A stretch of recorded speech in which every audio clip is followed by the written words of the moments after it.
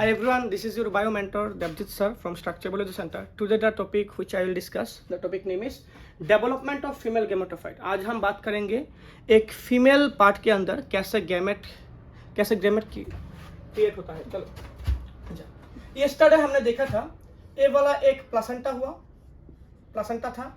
Placenta से जो एक स्टॉक निकलता है उसको हम बोलते हैं funicle.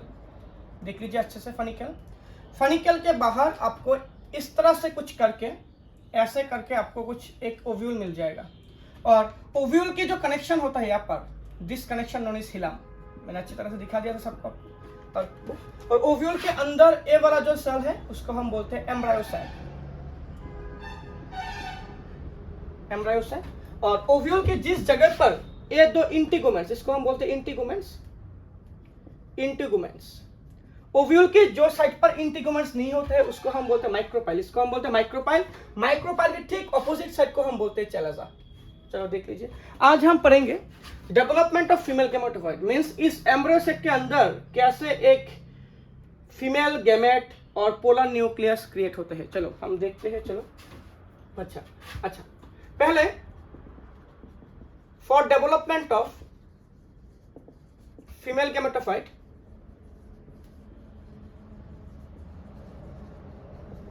There is two process. दो प्रोसेस होता है फीमेल गैमेटोफाइट डेवलप करने के लिए। एक होता है मेगास्पोरोजेनेसिस, नंबर 2 होता है development of megaspore to एम्ब्रायोसाइट।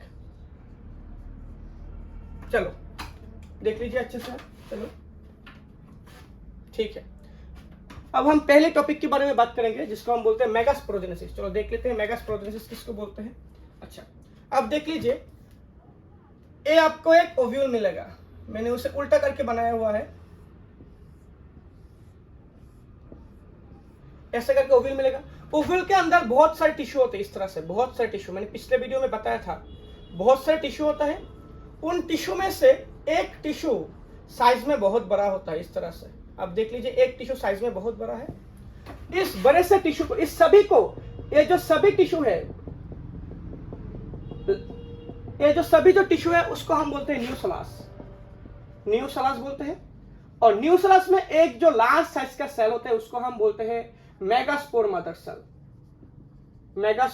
Cell. देख लीजिए आप अच्छे से, किसको आप मेगास्पोर मदर सेल बोलेंगे? एक न्यूसलास में जिस सेल का साइज सबसे बड़ा है उसको हम क्या बोलेंगे? मेगास्पोर मदर सेल बोलेंगे। चलो यहाँ तक ठीक है। और मेगास्पोर मदर सेल में पहले क्या होगा? पहले उसमें म्यूसिस होगा। म्यूसिस होने के बाद आपको पता चलेगा, एक बार अगर म्यूसिस हुआ तो 4 सेल हुए। तो यहाँ पर से क्या होगा? यहाँ पर से कुछ इस तरह से 1 सेल, 2 सेल, 3 सेल और 4 सेल क्रिएट होगा। इसको हम बोलते हैं मेगास्पोर टेट्राड। देख लीजिए अच्छे से, मेगास्पोर टेट्राड। एंड उसके बाहर एज वेल एज जैसे कि तैसा ही न्यूसलस था, ये सभी न्यूसलस रहेगा इसके बाहर। अच्छे से आप देख लीजिए, मेरा कहने का मतलब है बीच का जो सेल है जिसको हम बोलते हैं मेगास्पोर मदर सेल, उसका पोलैरिटी 2n था। अगर वो सेल म्यूसिस करके क्या बनाया? 4 मेगास्पोर टेट्राड बना लिया। तो हम उसको नाम देते हैं यहाँ पर माइक्रोपाइल, उसको हम चलाजा देते हैं, क्योंकि यहाँ पर भी माइक्रोपाइल था। माइक्रोपाइल के ऑपोजिट में चलाजा मिलेगा आपको। आप देख लीजिए, इन सभी जो मेगास्पोर्स, न्यू जो मेगास्पोर है, उन सभी को न्यूट्रिशन देने का कार्य न्यूसलस का होता है। एक बात अच्छे से डाल लीजिए आपके दिमाग पर, जो न्यूसलस होता है वो एक न्यूट्रिटिव टिश्यू होता है। वो किसको न्यूट्रिशन देता है? वो इस 4 मेगास्पोर को न्यूट्रिशन देता है। अगर 4 को मेगास्पोर दिया तो उसका न्यूट्रिशन का अमाउंट बहुत कम हो जाएगा। इसलिए इन चारों में से पहले जो 3 नंबर के था, नीचे के जो 3 नंबर का सेल है वो लगभग डिजेनरेट हो जाएगा। अब देख लीजिए, इन चारों में से क्या हुआ? इन चारों में से 3 सेल एट चलाजाल एंड, देख लीजिए आप, एंड देख लीजिए, एट चलाजाल एंड डिजेनरेट। किस लिए? सब ब्रैकेट में लिख लीजिए, लैकिंग ऑफ फूड, माने फूड की लैकिंग की वजह से डिजेनरेट हो जाएगा। तो डिजेनरेट होने के बाद आपको इस डायग्राम कुछ ऐसा मिलेगा। देख लीजिए आप, डिजेनरेट हो गया, देख लीजिए आप, गायब होते चले जा रहे 3 सेल। एंड उसके बाहर न्यूसलस फिर से रहेगा, न्यूसलस एज इट इज रहेगा। चलो न्यूसलस हो गया। इस तरह से गायब होने के बाद आखिर में जो सेल बचता है उसको हम बोलते हैं फंक्शनल मेगास्पोर सेल। देख लीजिए आप, फंक्शनल मेगास्पोर सेल, उसको हम क्या बोलते हैं? उसको हम बोलते हैं फंक्शनल मेगास्पोर सेल, जिसका भी प्लोरी क्या होगा? एन होगा। किस लिए? म्यूसिस का पार्ट है, तो उसका जनरेशन क्या होगा? Gametophytic generation. देख लीजिए आप अच्छे से। चलो ये वाला भी हो गया। अब इस फंक्शनल मेगास्पोर में होगा free nuclear division. Free nuclear division जिसको हम क्या बोलते हैं? जिसको हम बोलते हैं कैरियोकाइनेसिस। कैरियोकाइनेसिस होगा विदाउट साइटोकाइनेसिस, और साइटोकाइनेसिस नहीं होगा। अगर इस रेड कलर जो सेल है जिसमें जिसको आपने बोला एफएमसी फंक्शनल मेगास्पोर सेल, अगर उसमें कैरियोकाइनेसिस हुआ विदाउट साइटोकाइनेसिस तो क्या होगा? उसमें दो न्यूक्लियर बन जाएगा। ठीक है, उसको हम कहेंगे टू न्यूक्लिएटेड स्टेज। देख लीजिए आप, दो न्यूक्लियस बन गए। दो न्यूक्लियस बनने के बाद बीच में आपको एक वैक्यूल मिलेगा। इस तरह से एक वैक्यूल बनता हुआ दिखेगा, वैक्यूल मिलेगा। वैक्यूल की वजह से क्या होगा? ये एक सेल यहां पे चला आएगा, दूसरा ये सेल यहां पर चला आएगा। तो मैं लिखता हूं vacuole formation takes place and both nuclei moves towards the pole. Pole की तरह चलाएगा, पुल की तरह चलाएगा। अब देख लीजिए आप, पुल के बाद चले आने के बाद आपको कुछ डायग्राम ऐसा मिलेगा। देख लीजिए आप, आपको कुछ ऐसा मिलेगा। यहाँ पर एक न्यूक्लियर चला है, यहाँ पर एक न्यूक्लियर चला है। उसके बाद एक और बार होगा karyokinesis, another time karyokinesis, another time karyokinesis होगा। कैरियोकाइनेसिस देखने को मिलेगा, जिसके वजह से आपकी ये जो सेल है यहाँ पर बनेगा दो सेल, 1 से 2 होगा, यहाँ पर 1 से 2 होगा। फिर एक और बार होगा कैरियोकाइनेसिस, कैरियोकाइनेसिस होगा, जिसके वजह से आपको क्या मिलेगा? जिसके वजह से आपको कुछ ऐसा सेल मिलेगा। यहाँ पर 1 2 3 4, 1 2 3 4 न्यूक्लियस हो गया। एक बार अगर माइटोसिस किया तो 2 न्यूक्लियस हो गए, 2 से 4, 4 से 8 हुआ। इस 8 में से अब देख लीजिए, इस 8 में से एक एक न्यूक्लियस फिर से सेंट्रल में चलाएगा, जिसको हम क्या बोलते हैं? जिसको हम बोलेंगे पोलर न्यूक्लियर। अब देख लीजिए अच्छे से, इन 8 में से क्या होगा? इन 8 में से यहाँ पर 3 ऊपर की तरह रहेगा। यहाँ पर 1 2 3 ऊपर में रहेगा, 3 नीचे रहेगा, 1 2 3, और 2 सेंट्रल में आ गया। ये 2 जो सेंट्रल में आ उसको हम बोलेंगे पोलर न्यूक्लियस, पोलर न्यूक्लियस। ठीक है, और इन तीनों के नीचे वाला जो एंड है इसको हम बोलेंगे चेलाजा, इसको हम बोलेंगे माइक्रोपाइल। तो same chalaza, micropyle, chalaza, micropyle, chalaza, micropyle, chalaza, micropyle, chalaza. और यहां पर आने के बाद हमने इसको रोटेट कर दिया। सो ये हुआ माइक्रोपाइल, ये हुआ चेलाजा। आप देख लीजिए। सो अब क्या होगा? यहाँ पर एक जो सेल, यहाँ पर 3 एक ही साइज का सेल होगा, जिसको हम बोलेंगे एंटीपोडल सेल। और यहाँ पर एक लार्ज साइज का सेल होगा, जिसको हम बोलेंगे एग और फीमेल गेमेट। यहाँ पर 2 सेल होगा बीच में, उसके साइड पर, उसको हम बोलेंगे साइनरगिड्स। तो उसको हम क्या बोलेंगे? उसको बोलेंगे साइनरगिड। उसको बोलेंगे हम एक सेल और फीमेल गेमेट, और इसको हम क्या बोलेंगे? इसको हम बोलेंगे एंटीपोडल सेल। इस पूरे से स्ट्रक्चर को हमने बोलेंगे embryo sac. This structure is known as what? This structure is known as embryo sac. आप एक बार अच्छे से देख लीजिए क्या होता है। एक बार पहले आपकी जो ओव्यूल था उसमें न्यूसेलस था, सभी टिश्यू न्यूसेलस में हुआ। न्यूसेलस में एक टिश्यू बहुत बड़ा साइज का हुआ था, उसको हम बोलेंगे मेगास्पोर मदर सेल। इस मेगास्पोर मदर सेल पे देन म्यूसिस हुआ। म्यूसिस, अगर आपको क्वेश्चन आया ओव्यूल के अंदर म्यूसिस कौन से सेल में होते हैं, तो आपको क्वेश्चन में आंसर मिलेगा megaspore mother cell. Megaspore mother cell में म्यूसिस होने के बाद 1 2 3 4 मेगास्पोर टेक्टर मिल गए आपको। 4 को खाना देने में बहुत सारी तकलीफ होता है न्यूसेलस को, इसलिए 4 में से 3 सेल डिजेनरेट हो जाएंगे। क्वेश्चन आएगा how many cell degenerate from microspore tetrad, तो 3 आपको आएगा। और एक जो आखिर में रहेगा उसको हम बोलेंगे फंक्शनल मेगास्पोर और एफएमसी, जिसके जनरेशन में क्या होगा? गैमेटोफाइटिक। किस लिए? म्यूसिस होने के बाद हर कोई चीज का जनरेशन गैमेटोफाइटिक ही होगा। एक बात आप अच्छे से देख लीजिए, म्यूसिस होने के बाद उससे जितने भी माइटोसिस होंगे वो सारी की सारी एनी रहेंगे, वो सारी की सारी गैमेटोफाइटिक जनरेशन की होगा। अब देख लीजिए, उसमें से पहले क्या हुआ? पहले एक हुआ कैरियोकाइनेसिस, जिसमें क्या हुआ, जिसमें दो न्यूक्लियस बने और बीच में एक वैक्यूल बना। वैक्यूल की वजह से क्या हुआ, ए न्यूक्लियस इस पोल में आ गया, वो न्यूक्लियस उस पोल में चला गया। उसके बाद होगा इसमें सेकंड टाइम कैलियोजेनेसिस, इसमें क्या होगा 1 2 3 4 मिलेंगे। उसके बाद थर्ड टाइम कैलियोजेनेसिस जिसमें 8 सेल मिलेंगे। 8 सेल मिलने के बाद उसमें 1 2 3 4 5 6 बारी तक उसमें साइटोकाइनेसिस हो गया। एक बार साइटोकाइनेसिस किया तो 2 सेल इस तरह 6 सेल बनेंगे। अब देख लीजिए, अगर एक सेल रहा, इसमें न्यूक्लियस 2 है, अगर मैंने इस तरह से न्यूक्लियस बनाया तो एक साइटोकाइनेसिस 2 3 4 5 यानी 6, तो 6 बार साइटोकाइनेसिस करने के बाद क्या बनेगा, वो बने एक एम्ब्रायो सैक। अभी हम एम्ब्रायो सैक के बारे में बोलेंगे।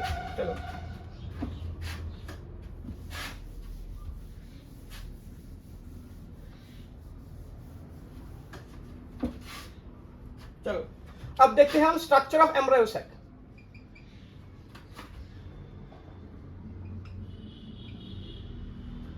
देख लीजिए आप, एम्ब्रायो सैक का जो सेल है इस तरह से, तो हम उसको नाम देते हैं, यहाँ पर माइक्रोपाइलर एंड, यहाँ पर चलाजल एंड। यहाँ पर एक बड़ा साइज का सेल है, इसको हम बोलेंगे एक सेल और फीमेल गेमेट। देख लीजिए आपसे, एक सेल और क्या, और फीमेल गेमेट, इसको हम बोलेंगे एक सेल और फीमेल गेमेट। देख लीजिए आप, एक सेल और फीमेल गेमेट। उसके साइड पर, उसके आजू बाजू में दो, यहाँ करके 2 सेल रहेगा, उसको हम बोलेंगे साइनरगिड्स। साइनरगिड्स बोलेंगे उसको। उसके ठीक ऑपोजिट पर 3 एक ही साइज का सेल होता है इस तरह से, 1 2 3, जिसको हम बोलेंगे क्या, एंटीपोडल सेल। Antipodal cell. और बीच में जो 2 न्यूक्लियस है, कहां से आया था 2 न्यूक्लियस, अब देख लीजिए 2 न्यूक्लियस इस पोल से आया था, एक न्यूक्लियस इस पोल से आया था, एक न्यूक्लियस इस पोल से आया था, तो इसलिए हम उसको क्या बोलेंगे, उसको हम बोलेंगे पोलर न्यूक्लियस। पोलर न्यूक्लियस जिसका स्टेज क्या होगा n+n। आपने देखा है एल्गी में n+n होता है, जो बाद में जाके 2n खुद को मीटअप करके 2n बना सकता है। चलो ये बात भी हो गया।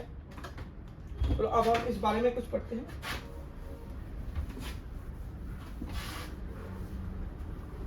चलो अच्छा, तो पहले कुछ एमसीक्यू लिख लीजिए। एम्ब्रायो सैक, एम्ब्रायो सैक में आपको मिलेगा एक सेल, 2 3 4 5 6 7 सेल, 7 सेल 8 न्यूक्लियस। पहला वाला क्वेश्चन आपको आना चाहिए, एम्ब्रायो सेल कितना सेल कितना न्यूक्लियस, 7 सेल 8 न्यूक्लियस। 7 सेल होने के लिए उसको चाहिए 3 टाइम कैरियोकाइनेसिस। कैरियोकाइनेसिस उसमें चाहिए 8 बार न्यूक्लियस बनाने के लिए, और चाहिए 6 टाइम साइटोकाइनेसिस। साइटोकाइनेसिस आप जानते हैं, एक बार अगर साइटोकाइनेसिस हुआ तो 2 सेल, 2 से 3, 3 से 4, 4 से 5, 5 से 6 और 6 से 7। अगर 6 बार साइटोकाइनेसिस किया तो वो 7 सेल बनाएंगे, तो 6 टाइम साइटोकाइनेसिस चाहिए। चलो हो गया यहाँ पर भी। चलो अच्छा, अब नेक्स्ट हम बात करेंगे इज एक सेल और साइनरगिड्स को हम एक साथ बोलते हैं एग एपैरेटस। उसको हम क्या बोलते हैं, उसको हम बोलते हैं एग एपैरेटस। उसको हम बोलते हैं एग एपैरेटस। देख लीजिए एग एपैरेटस, क्वेश्चन आपको मिलेगा एग एपैरेटस में कितने सेल होते हैं। अब देख लीजिए 1 2 3 सेल, नंबर ऑफ सेल 3। 3 में से क्या क्या हुआ, एक होगा आपका एग और 2 होगा क्या, 2 साइनरगिड्स। चलो ये भी पॉइंट क्लियर हो गया, एकदम क्रिस्टल क्लियर हो गया। चलो और दूसरा क्वेश्चन आएगा एग एपैरेटस का लोकेशन कहां पर होता है, location towards the micropylar and. Micropyle के पास, माइक्रोपाइलर एंड। चलो ये भी हो गया। अब देख लीजिए, अब इस साइनरगिड्स के अंदर आपको कुछ ऐसे करके कुछ फिंगर लाइक स्ट्रक्चर मिलेगा, ऐसे करके कुछ फिंगर लाइक स्ट्रक्चर मिलेगा, जिसको हम बोलते हैं फिलीफॉर्म एपैरेटस। वो आपके एनसीईआरटी में बताया, filiform apparatus are nothing but this is the cytoplasmic extension. तो egg apparatus contain 2 synergids, 2 synergids मिलेंगे। साइनरगिड्स में क्या होगा, synergids contain filiform apparatus. Filiform apparatus देख सकते हो, उसमें फिलीफॉर्म एपैरेटस होगा। और फिलीफॉर्म एपैरेटस क्या है, ये है साइटोप्लाज्मिक थिकनिंग। Cytoplasmic thickening. और फिलीफॉर्म एपैरेटस का एक बहुत शानदार फंक्शन है, वो पोलन ट्यूब को गाइड करते हैं। अगर यहाँ पर से पोलन ट्यूब चलाया, उसके आने के बाद इस फर्दर जो गाइडेंस मिलेगा पोलन ट्यूब को, वो कौन करेगा, साइनरगिड्स करेगा। तो एक मैं पॉइंट लिख रहा हूं, synergids guide the pollen tube by the help of filiform apparatus. Filiform apparatus देख लीजिए आप अच्छे से, फिलीफॉर्म एपैरेटस की वजह से वो पोलन ट्यूब को गाइड कर सकता है। चलो ले लो, हो गया। अच्छा, polar nucleus first present fast present at n plus n stage when pollen tube enter become 2n। देख लीजिए आप, ए ही एक डिप्लॉयड होगा, ये डिप्लॉयड तो होगा लेकिन इसका जनरेशन क्या होगा, very important question. Polar nucleus तो डिप्लॉयड कैसे हो जाएगा, दो न्यूक्लियस एक साथ फ्यूज हो जाएंगे, लेकिन उसका जो जनरेशन हुआ वो गैमेटोफाइटिक रहेगा, इसलिए वो तो म्यूसिस का रिजल्ट है। बट जनरेशन कौन सा होगा, गैमेटोफाइटिक। अच्छे से देख लीजिए आप, गैमेटोफाइटिक जनरेशन ले लीजिए आप। एंटीपोडल सेल नंबर, वो नंबर में 3 होता है, नंबर 3 ही रहता है। कहां पर रहता है, कॉन्स्टेंट पर रहता है, चलाजाल CN और चलाजाल N, प्रेजेंट एट चलाजाल N पे रहता है वो, लिख लीजिए आप। इसका फंक्शन अभी तक पता नहीं, अनसर्टेन, लेकिन कोई बोलता है इस एम्ब्रेसर की वेट मेंटेन करने में इस एंटीपोडल सेल का बहुत बड़ा एक फंक्शन होता है। चलो अब एक देख लीजिए, यहाँ पर जो ए रहा आपका एक सेल और ए रहा आपका जो सिनर्गिड्स, इन तीनों के बीच में एक कनेक्शन होगा जिसको हम बोलते हैं प्लाज्मोडेस्माटा कनेक्शन। अब अच्छा, अब देख लीजिए, अगर आपको एक सेल मिला तो बाकी के अगर मैंने बताया, अगर मेरा इस फिंगर को आप एक सेल पकड़ोगे तो इन दोनों को आप बोलेंगे सिनर्गिड्स, इन दोनों में एक स्पेशल कनेक्शन होगा इस तरह से, जिसको हम बोलते हैं क्या, प्लाज्मोडेस्माटा कनेक्शन। तो अगर आपको मिला एग apparatus का अरेंजमेंट क्या होगा, तो आप लिखेंगे ट्रायंगुलर। किस लिए, because they have to make plasmodesmata connection between both synergids. चलो लिख लो, चले एग apparatus स्ट्रक्चर आपको क्या मिलेगा, ट्रायंगुलर मिलेगा। किस लिए, to make the plasmodesmatal connection.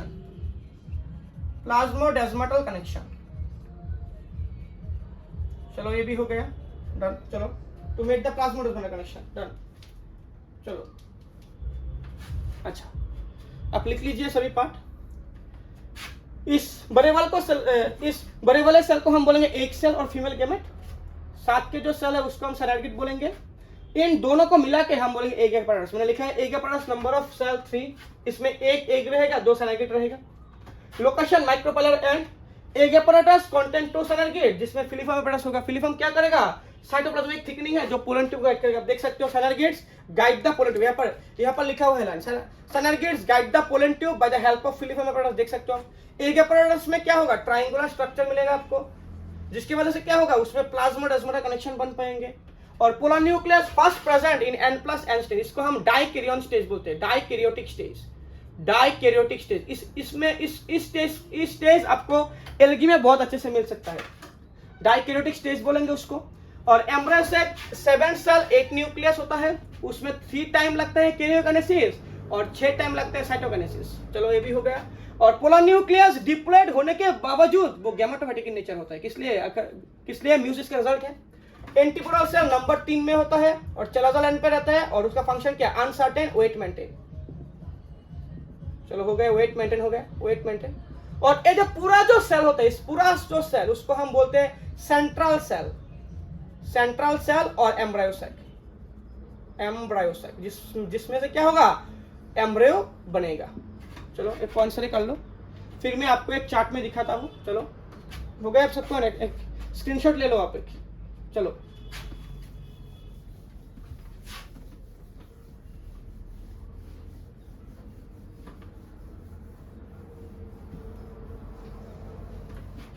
उसके बाद हम देखते हैं, उसके बाद हम कुछ की पॉइंट्स देखते हैं, की पॉइंट्स रिगार्डिंग फीमेल गैमेटोफाइट।